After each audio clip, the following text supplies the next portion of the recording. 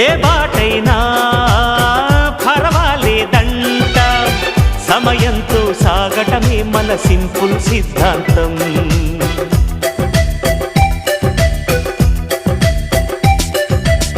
చిరుగాలికి పరిమళమిచ్చే సిరిమల్లెల వనమై ఉందాం, గగనాన్ని నేలను కలిపే హరివిల్లుల బంతెన అవుదాం.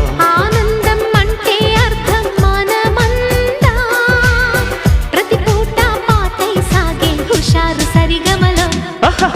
ఎన్నో ఎన్నో రాగాలుండే సంగీతం కాదా, చల్లకి నవ్వుల కేరింత.